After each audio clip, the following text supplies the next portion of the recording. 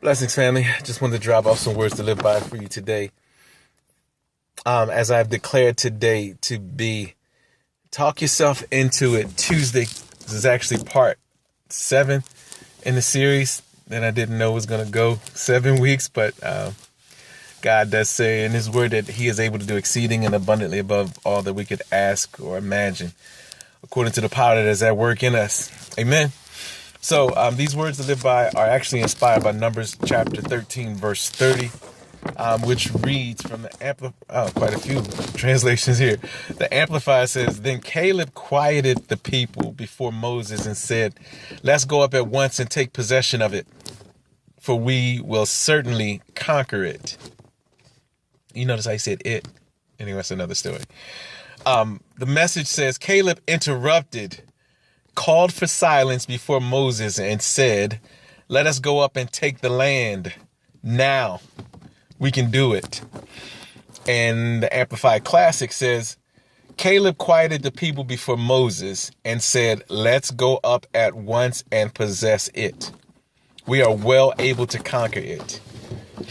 I just read the other day a quote by John Maxwell, which reads, "Every day, leaders must wake up and lead themselves before they can lead anyone else." Again, that's a quote from John Maxwell.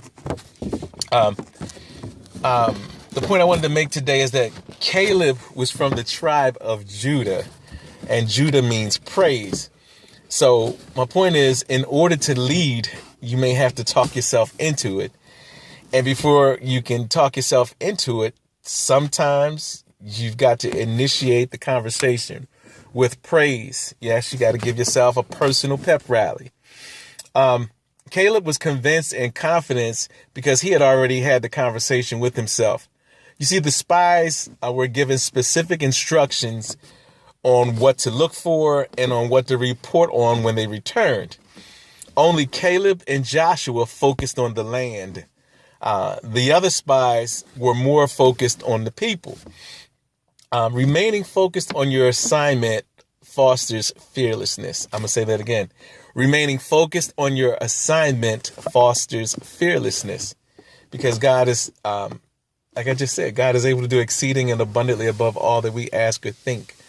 God, in our confidence in him, gives us the ability to carry out what he's called us to carry out. Even in the word of God, it says that we can do all things through Christ who strengthens us. And there's a certain peace we will have because he will keep us in perfect peace as our minds are stayed on him and as our trust is in him. So anyway, getting back to my notes, it says, in the same way that Caleb quieted the people, we will have to say something. And sometimes one of the people that, or the main person that we're going to have to say something to is ourselves.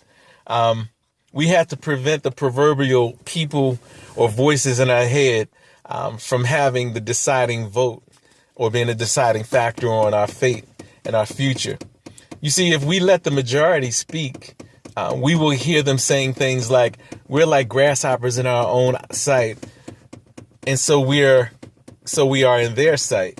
That's from Numbers 13, verses 33. You see, the reality is that we have to see ourselves as God sees us, and we have to say about ourselves what God says about us. We are more than conquerors. We're the head and not the tail. And greater is he who is in us than those that are around us, or even those that we see. We are not grasshoppers in Jesus' name. So again, it's Talk Yourself Into It Tuesday, family.